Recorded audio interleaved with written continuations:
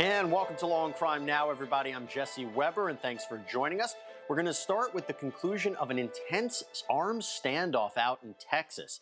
A man took his family members hostage. The police negotiations lasted overnight. 3 officers were shot, but thankfully they're in stable condition. And the hostages were eventually released. The suspect was taken into custody after he surrendered himself. Absolutely incredible. And I want to start right now with Mike Harmon, who's the interim chief of police. He held a presser on all this.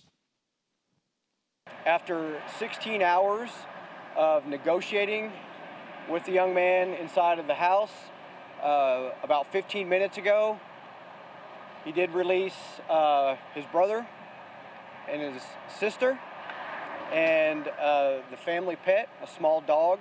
I have been in contact with them. They are doing well. They are being interviewed by our negotiators and treated by EMS to make sure that they're in good health.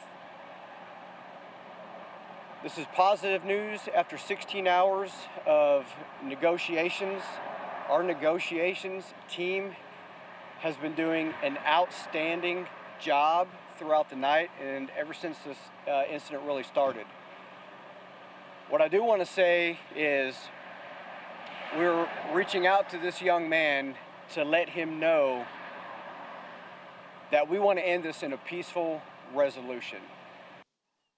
Over 16 hours of negotiations. Absolutely amazing. I'm joined now by Law&Crime legal analyst Terri Austi and trial attorney Hyman. It's great to have you both here. Kelly, I want to start with you. I got to tell you, it's pretty remarkable that in today's day and age, when there's such an anti-police climate and we're questioning police officers' behavior, especially when much of that behavior is criminal, what we see here is a story of the good guys of law enforcement. I mean, over 16 hours of negotiation, there have no deaths, no life-threatening injuries. The hostages are okay.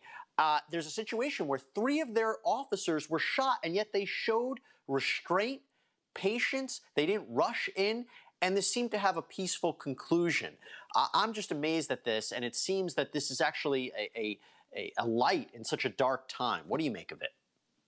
No, I agree with you, Jesse, 100%. And first and foremost, my thoughts and prayers go out to the officers and the families. Officers put their life on the line every single day to protect us.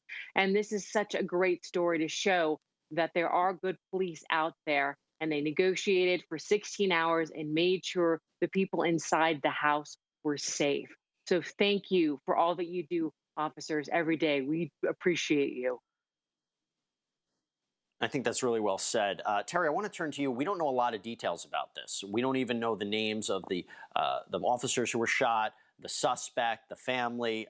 So law enforcement right now is keeping everything pretty close. And I'm curious, if we think about what's happening right now and what charges this suspect could face. I mean, what is the back and forth right now? I'm assuming they're interviewing him if he doesn't, lawyer up. And I'm assuming they're interviewing the different hostages and speaking with them. What is the process right now to ultimately figure out what is he going to face?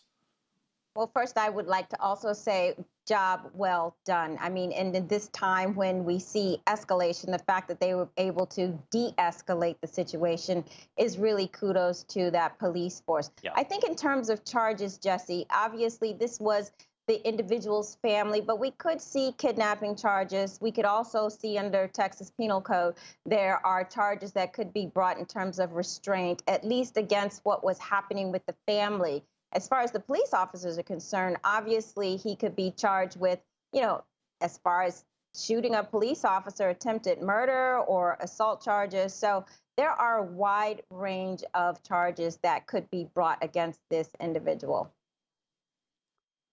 Kelly, it might be too early to talk about this, but we believe that officers had been called to this residence before, that this suspect might have suffered from mental health issues, and they might have taken that into account in how the officers conducted their strategy of dealing with him and negotiating with him. But when you think about mental health here, and yet this is a suspect who spoke to police over this long period of time, negotiating with them and ultimately surrendered himself, how do you think that's going to factor into a legal case?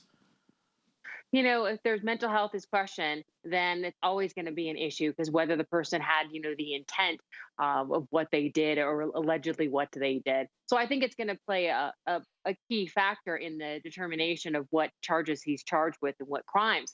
But once again, the officers, 16 hours. I mean, this is such a wonderful story that really shows that the police did not, go in there. The family is safe and protected. And once again, the officers are in stable condition, and hopefully, everything will be okay with them as well. I mean, I was following this case over the weekend, and this could have ended up a lot differently, and we could have had an entirely different report. I want to switch gears and focus on a different update, an update for you in the Jeffrey Epstein, Ghislaine Maxwell part of the world. Well, Alan Dershowitz, this is Jeffrey Epstein's former attorney. As you might know, he is suing alleged Epstein victim Virginia Giuffre for defamation after she sued him for defamation. Remember, she claims that Dershowitz sexually abused her. Now, he has adamantly denied these allegations, called her a liar. Well, right now, he is trying to get the former CEO of Victoria's Secret, Leslie Wexner, to testify that he too was a victim of Virginia Giuffre's alleged extortion scheme. So this is pretty major, and we kind of heard an inkling of this when Alan Dershowitz appeared on our very own Law and Crime Now. Take a look. Look, you can make up anything. She told the FBI who she had sex with. She never mentioned me. She had a book. She never mentioned me. Then she meets her lawyers. Her lawyers pressure her, according to her best friend, to mention me for money. And then she accuses me. Now, it's easy to accuse somebody. She has no evidence. She has no proof. I said from day one, I hope there are photographs. I hope there are videotapes. I hope there is all kind of evidence. That's why I want all the evidence to come out, because I know the evidence will prove that I never met her. Her own lawyer, Bradley Edwards, said she lied by accusing prominent people and Leslie Wexner. She says that she had sex with Leslie Wexner on numerous occasions. Brad Edwards said, no, Leslie Wexner is telling the truth when he says he never had sex with her. If her own lawyers don't believe her, why should the media believe her? Why should anybody believe her? Okay, so let me start with you, Terri. Dershowitz seems to want this corroborating evidence. He's actually asking the court to compel the deposition testimony of Leslie Wexner, but Leslie Wexner doesn't want to provide anything. So how do you think this is ultimately going to play out?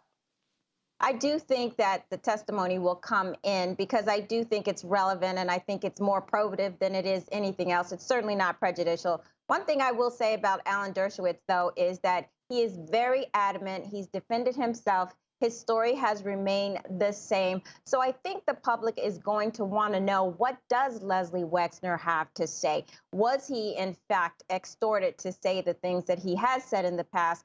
And will his testimony at the end of the day help Alan Dershowitz in his case? We have cases back and forth for defamation, and maybe it will help Dershowitz at the end of the day. Ironically, these cases of defamation, everybody's still trying to get to the truth. That's the same situation we always see in these cases. But, Kelly, I have to ask you, this is a little strange. Do you find it strange that Wexner doesn't want to be a part of this? And why does he not want to be a part of this? And just to take a step back, the reason Dershowitz wants him to testify is that apparently in a prior communication with their lawyers, there was a reference to Giuffre shaking down these high-profile individuals. And Dershowitz seizes on that line and says, well, why would you mention shakedown? You mentioned shakedown because this is the same thing that's happening to your client, Leslie Wexner.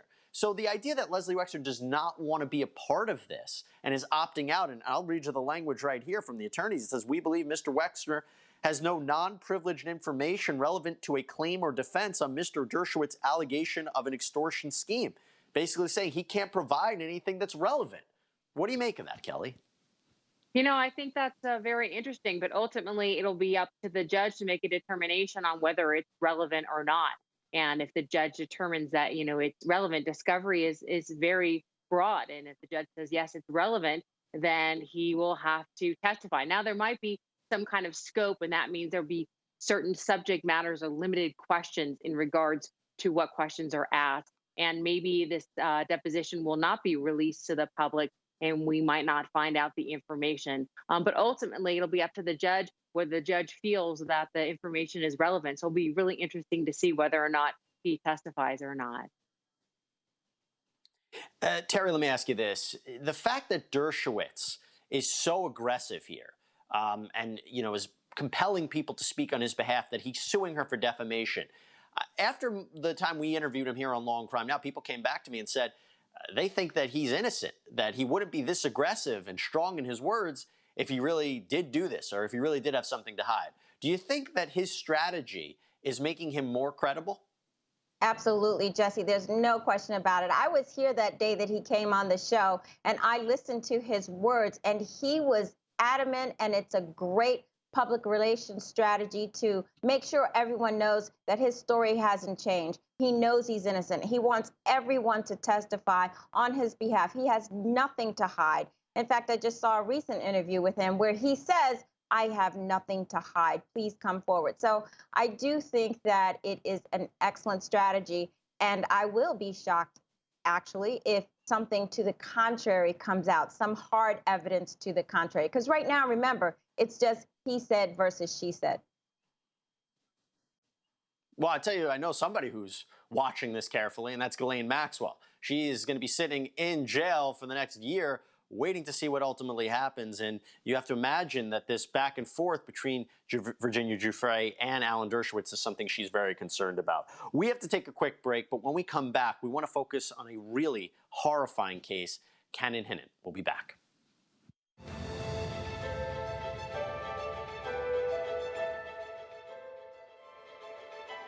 Welcome back, everybody. I want to focus on a story that you might have seen, and it is horrible.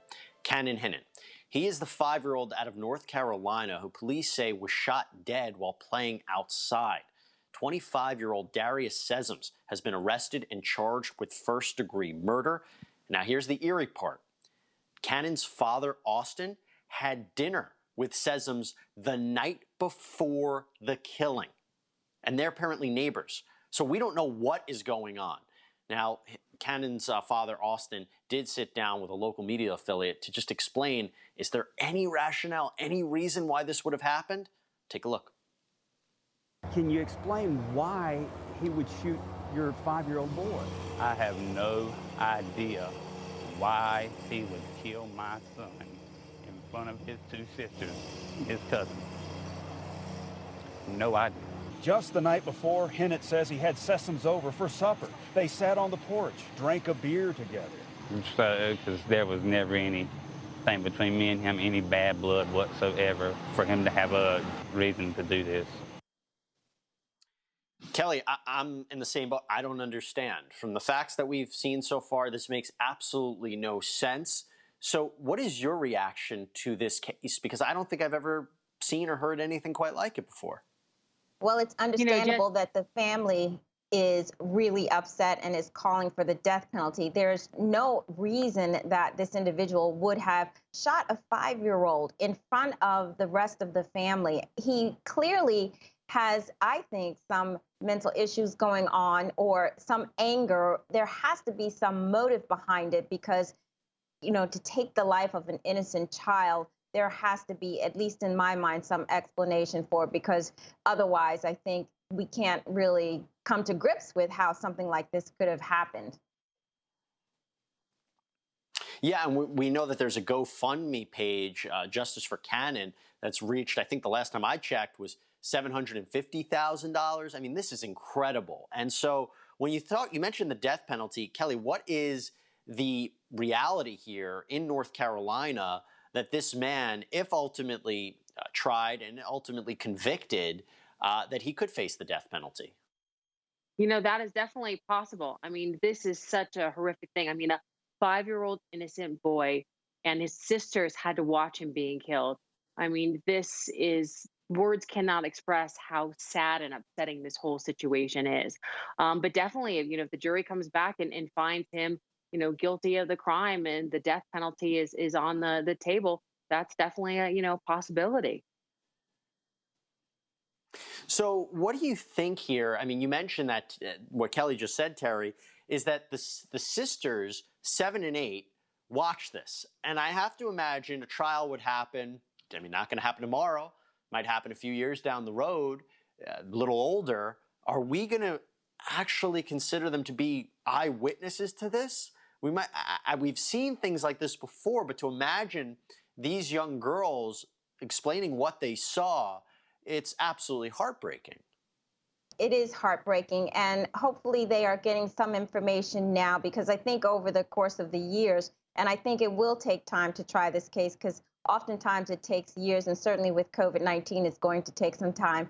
But I hope they take statements now, and I hope that they keep the information fresh so that this case can be tried and have all of the evidence against this individual. You know, even if they push for the death penalty in North Carolina, it's lethal injection, and they haven't actually executed anyone since 1998. So the chances of this individual actually being executed, I think, are going to be slim based on what we know so far. But I do think they should pursue it, because this is about as heinous as it can get. What is Sessoms going to do here? I mean, if you're legal counsel for him, what are the next steps? And Kelly, that's to you. I'm sorry. No, no problem. I mean, I definitely think that if there's some kind of mental health issue, definitely to get him evaluated and see what's going on. Because I'm wrapping my finger around, why would anyone shoot an innocent 5-year-old boy, and I'm not coming up with anything. I mean, unless it comes out that there was something happened at the dinner and there's some other kind of motive or something going on. But I think, that's going to be very difficult. But I would want to make sure that he received mental health evaluation right away, just as have him assessed. Well, we talked about the family's feelings towards this. Again, this is Cannon's family members, including his mother, talking about what they're hoping for here.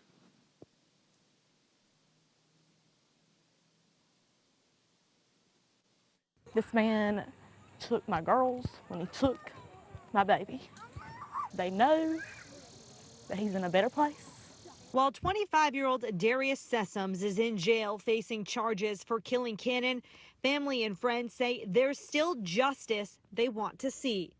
I want death penalty, and I'm going to seek it. I agree with Cannon's mother that we are going to seek the death penalty.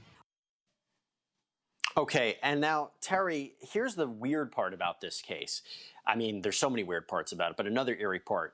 The police actually had to issue a statement and say, listen, there's false information online out there. There are these false posts seemingly looking like law enforcement to the public, confusing the public, almost trying to say that race is a motive here. And again, we don't have a motive for what happened. But these kinds of false posts being put out there that have no basis in reality, no basis in fact, what do you make of that? I saw that as well, Jesse, and it's a little bit frightening to think that people can post whatever they want, and you don't know if it's real or if it's the authorities. And at the end of the day, we have to watch this. And fortunately, the authorities did come out and say those weren't our posts, and that wasn't accurate information. So they've directed people to come to the police if they want more information about this crime. So it's easy with social media to put up information that's not accurate. And sadly, I don't know the motive behind it, but sadly, people do try to incite some other issues out in the press. Kelly, is this tougher for law enforcement to investigate? Is it tougher for the DA's office to prosecute? I mean, where does this kind of heinous attack of a 5-year-old rank in terms of other investigations and prosecutions?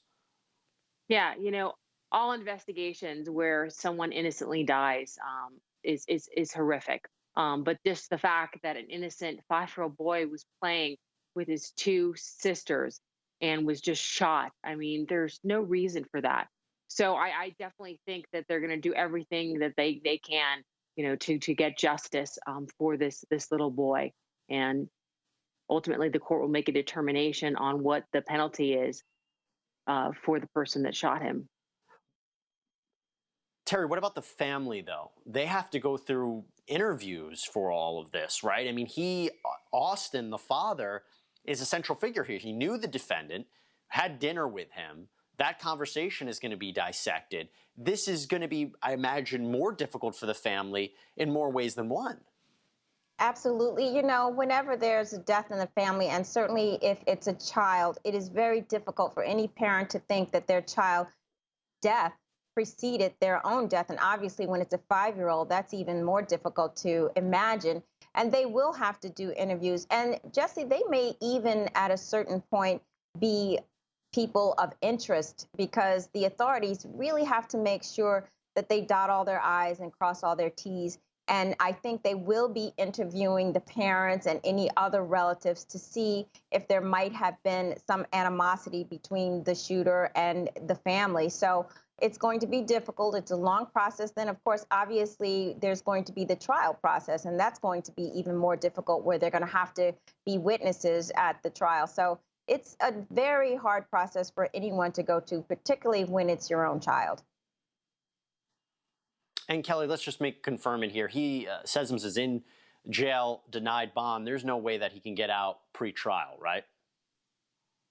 No, I really don't see any way that that can happen. I mean, they can try and get him out. I mean, with COVID and everything going on, things have changed where they're letting people out because of it. But I don't see that happening.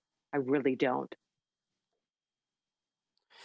Well, it's a case that we'll continue to follow, because we all want answers to something that really you can't explain. So it is a case we will continue to follow here on Law&Crime now. When we come back, we have to focus on the Golden State Killer, because his upcoming sentencing should be something to should be something to watch. And we are going to broadcast it on Law&Crime. It is remarkable that after all these years, the man who had terrorized California in the 70s and 80s is going to be not only in court, but meeting face to face with not only his victims, but the victims' family members. And that is something that many people never thought was going to happen. We'll be back right after this.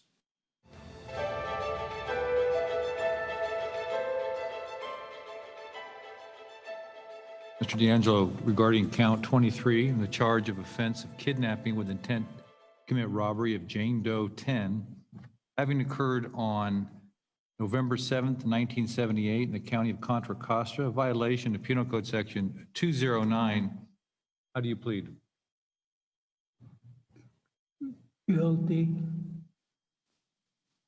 Well, if you want to call him the Golden State Killer, the East Area Rapist, the Visala Ransacker, that man you just saw right there, Joseph James Deangelo Jr., will be sentenced to multiple life terms in prison after pleading guilty to 13 murders, 13 kidnapping-related charges, and he admitted to hundreds of rapes and burglaries, 161 uncharged crimes. That was the last count. So that is incredible. And what we know is that this hearing is going to last several days, and dozens of his victims and victims' family members will have the opportunity to provide statements in court. We expect them to be incredibly powerful. And what we know is that it's going to be split into two different sections. So the first half of these hearings is going to be about the victim impact statements regarding the sexual assault. And then the next batch of victim impact statements will be about the murders. So Terri, Kelly, I just broke down what we can sort of expect. But Terri, I'll start with you. What else can we expect? What are you looking out for during this sentencing hearing? Well, Jesse, this is an opportunity for the victims' families to have their day in court. This defendant, we know, has brutalized so many people and killed so many people. 7 different counties, actually, were involved here. And to your point, he had multiple charges. I think he's serving 11 life sentences. It probably should have been more. Obviously, 1 life sentence is all you really need. But I am expecting that the impact statements are going to give the families an opportunity to release, to talk about what losses they have. And I really hope the camera is showing the defendant and showing the fact that it's impacting him. I want him to feel the pain that these families are going through. So that's what I'm looking for, the release from the victims' families, and also the fact that the Golden State Killer will, in fact, feel the impact of these statements.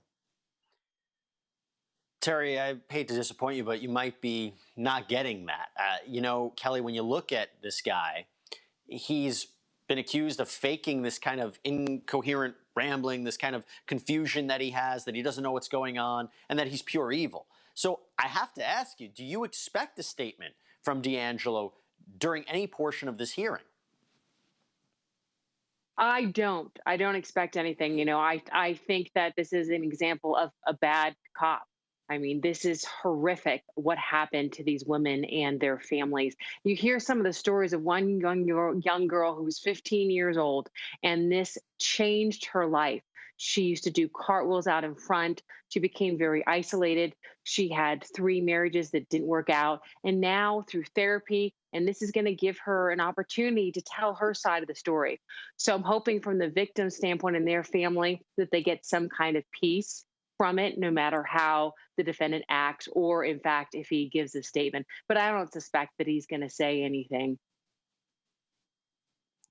Just to give everybody a sense of what we're talking about here, listen to one of the prosecutors during an earlier hearing when Deangelo ultimately pled guilty. Just listen to what this is about. 1976. On the evening of September the 4th, 1976, Jane Doe number 1 went to her parents' residence located on Crestview Drive in the city of Carmichael, County of Sacramento. The victim went to her parents' residence to do some laundry. At approximately 11:15 p.m., she loaded the clean clothes into her car that was parked in the street in front of the residence. After placing the laundry inside the car, she turned around and was suddenly confronted by Joseph Deangelo, who told her, "Don't scream." Deangelo immediately punched her in the face and broke her nose. After the victim fell to the ground, the defendant dragged her to the side yard of the residence, which was not within view of the street. At this point, Deangelo forced her face down onto the ground and tied her hands behind her back with some shoelaces that he brought with him. At knife point, Deangelo led her into the residence while threatening to slit her throat. He said, "All I want is your car so I can get to Bakersfield." Joseph Deangelo unlawfully kidnapped and carried the victim away with the intent to commit robbery within the meaning of Penal Code Section 209 and used a knife to do so. Deangelo's decision to move the victim away from the driveway, down the side yard, and ultimately into the house was more than merely incidental, as it substantially increased the risk of harm to her above and beyond the crime of robbery itself. This movement fundamentally changed her environment and greatly minimized the chances of someone seeing the crime or hearing the victim's cries. It increased the possibility of further crimes being committed against her. Once inside the house, Deangelo held a knife to her throat and placed his penis in her hands, which were still bound behind her back, and forced her to masturbate him. The victim said his penis felt greasy, like he had rubbed lotion on it. Deangelo then raped and sodomized the victim as she screamed in pain. After forcing the victim to orally copulate him at knife point, Deangelo continued to sexually assault her multiple times before tying her legs to an electrical piano. While sexually assaulting the victim, he taunted and threatened her by repeatedly saying things like, "You better do it right or I'll kill you. Have you ever done this before? You like to quote unquote fuck with who?" After the sexual assaults, the defendant ransacked the house and drank beer from the refrigerator. Deangelo drove away from the scene in the victim's car and stole her purse. And that's who we're dealing with. Terri, he took this deal to take the death penalty off the table. I always wonder if that wasn't the case, he went to trial, ultimately was convicted. Would a jury, despite how awful these crimes are, would they have had difficulty saying yes to the death penalty?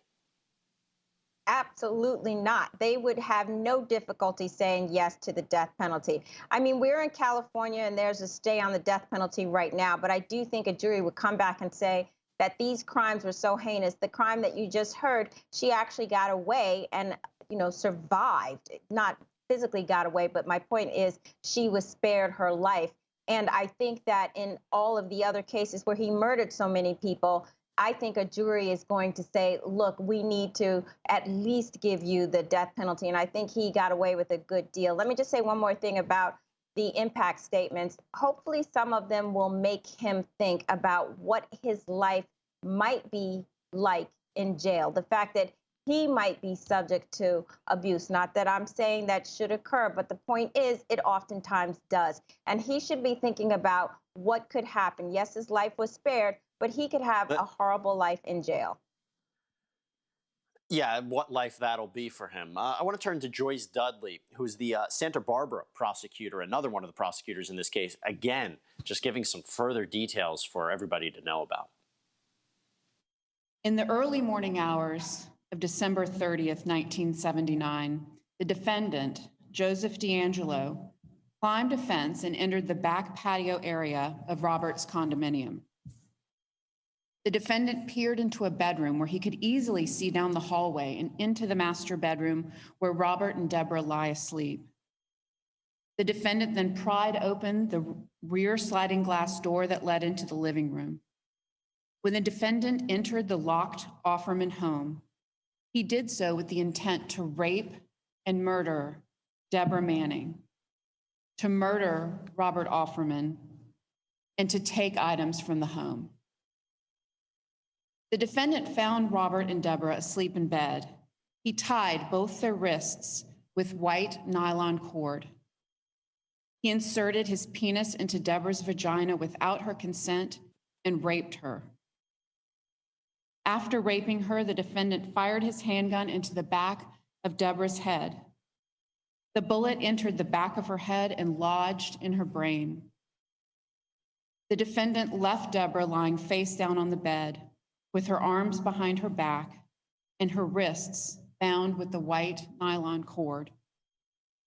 When the defendant fired this fatal shot, he did so unlawfully and with malice aforethought. The defendant's decision to kill Deborah Manning was willful, deliberate, and premeditated, as evidenced by him firing his handgun at a vital part of Deborah's body as she lay with her hands bound. Kelly, when I listen to this, I always wonder, could this happen again? This is a situation where this guy ran rampant from the 70s to 80s. He wasn't caught until 2018 because of a new technology that came about, genetic genealogy, that ultimately helped track him. I wonder, could someone today in 2020 have commit this level of offenses, 161 uncharged crimes, multiple murders, and not be caught? I hope not. For all our safety and our well-being, especially now with DNA and how things work. So I'm hopeful that because of that and forensic and all that information that we have now, that we won't have to deal with something like this ever again. I mean, this is horrific what these people went through and their family. No one should have to go through this ever again. And hopefully they'll have some peace when they give their witness statements, and the family will have peace as well on this. Yeah, we've covered the Jerry Burns case on Law and Crime, and this is kind of the same, although he did go to trial. But the idea of genetic genealogy being used to not only target these suspects, lead to their apprehension, lead to the filing of charges, but either a guilty conviction in the Jerry Burns case, or here you have the Golden State Killer pleading guilty to all of these crimes. It just shows the power of technology that we're living in and how much more difficult it would be to commit these crimes and ultimately not be apprehended. I mean, people look at this and say, how was he able to go free for so long? That's what makes the sentencing hearing truly remarkable. We'll take a quick break. We'll be right back right after this.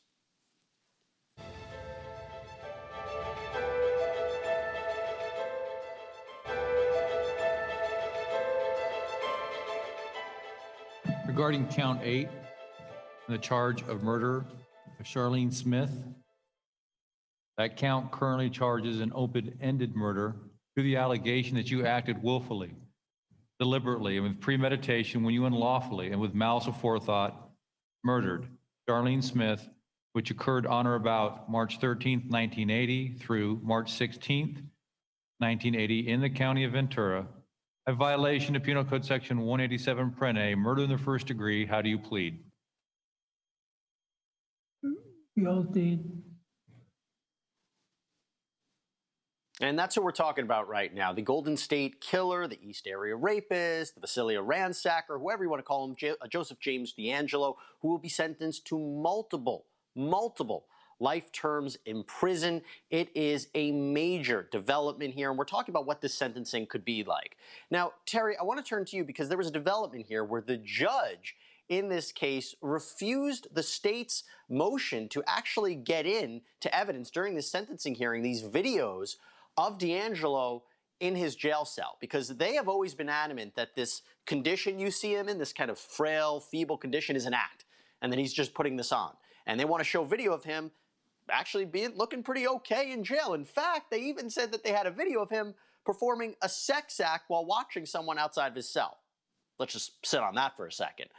Now, the judge said, I'm not going to allow this in. It's not really relevant. The defendant never put his health into issue to try to get a more lenient sentence or anything like that. What do you make of that? You know, I think the judge probably made the right decision there. It's not really relevant. I mean, is he faking it? Yes. Do most defendants fake it? Yes. Are they going to behave differently when they're in prison? Yes, no doubt about it. I think people know he's faking it the way he sits there and he says, guilty. You know, I definitely think the judge probably made the right call there, because how he acted in prison when it's really not an issue here what his health is. Look, he took a plea. He's going to get 11 consecutive, life sentences. His health really isn't at issue here. So it would just be, I think the prosecution wanted to show what a bad guy this was.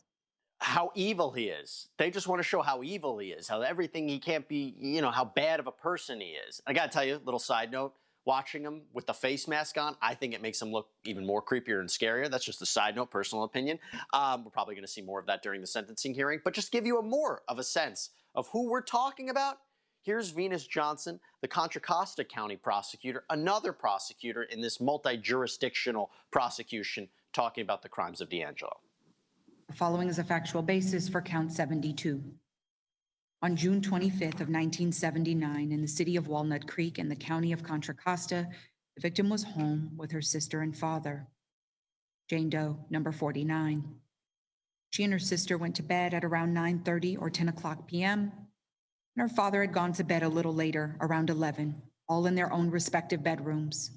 It was customary for everyone to sleep with their bedroom doors closed. The victim indicated that she did sleep with her window open that evening.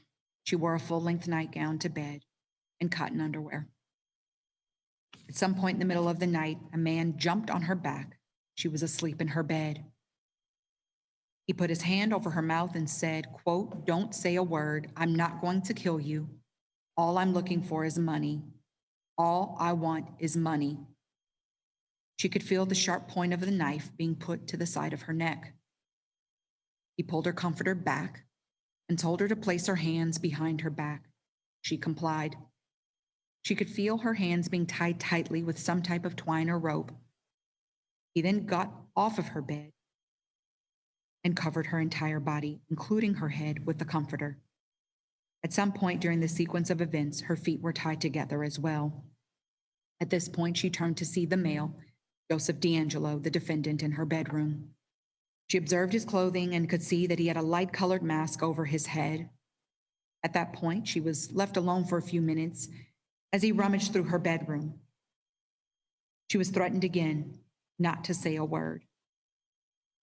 He then returned to her bed after about 5 minutes with a piece of cloth material and forced it into her mouth, and then tied a bra around her head and also obtained a pair of underwear from her underwear drawer and tied those behind her head.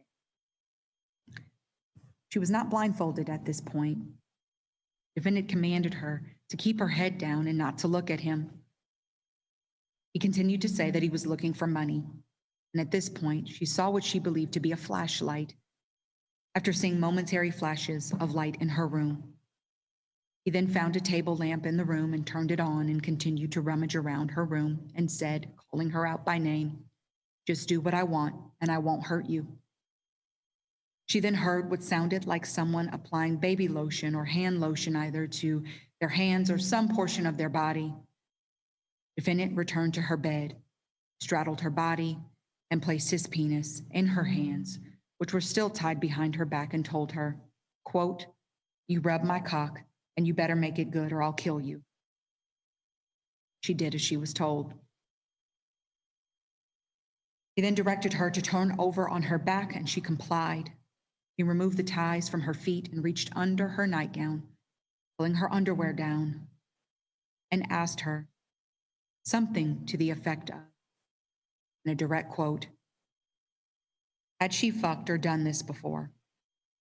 At this point, her face was covered by a shirt that the defendant had put over her face, and gave her the following command: "I want you to spread your legs apart." She complied.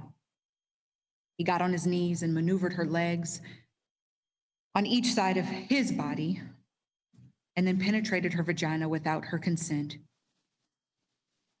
Kelly, when you think about the pain and trauma that Deangelo has inflicted upon multiple people, and we know that the victims and the victims' family members will provide statements to the court during the sentencing hearing, I wonder, what do you think visually it's going to look like? You know, I can't help but imagine back to when we covered, the Larry Nassar sentencing, and some of these victims would speak directly to him, others could not. From a perception point of view, what can we expect? Because this could be one of the most difficult moments in their lives. No, absolutely. And everyone handles it differently. Some of them will have their notes and will look down the whole time. Some will look directly at him. But I think it's really important that they're able to do this so they can get some type of peace and tell their side of the story. I mean, there was never a trial in the case. They never really got to say what they're feeling. And then knowing after all these years that the person that's harmed them so badly in their life is going to be put to justice. And so I think that's really important for them, knowing that. And everyone's going to, tell their story a little bit differently. But I'm glad that the family and the victims will have the opportunity to tell their story. Unfortunately, some, that are not alive won't have the opportunity to do that. Right. But, some that still are will have their opportunity to have their day in court. And the family members of the victims who are no longer with us, those wounds are still fresh. Those wounds never go away. And this is their opportunity to speak to the man who inflicted that pain upon their families. Terri, something that Kelly just said and kind of hit me here is you also have to imagine this plea deal. We talked about it being beneficial to Deangelo because death penalty was taken off the table, but it's also beneficial to the victims and the victims' family members because they don't have to testify. They didn't have to subject themselves to cross-examination by Deangelo's lawyers.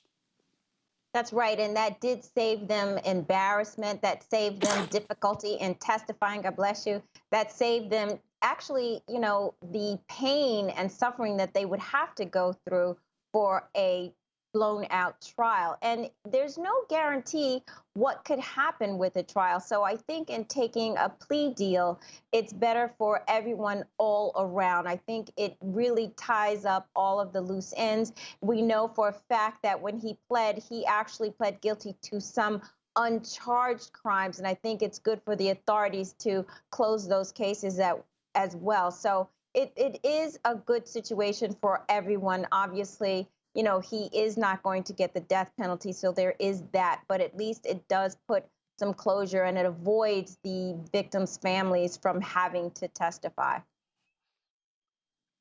Closure is the word. Closure is the word for a lot of these cases, a lot of these questions that people had over the years. But Kelly, back to you. We talk about the victims. We talk about Deangelo, the judge. Judge Michael Bowman here. We have about 20 seconds. What do you expect from him during the sentencing? Because I know it's pretty much set and done, the life sentences, but I'm sure he's going to be listening to these words that are said. No, absolutely. I think the judge is going to listen and give everyone, the victims and their family, an opportunity to speak because this is their day in court. And some people need that to have some kind of peace. This is their day in court that many have been waiting for since the 70s. Terri, Kelly, thank you so much. Everyone out there, stay safe. We'll see you next time.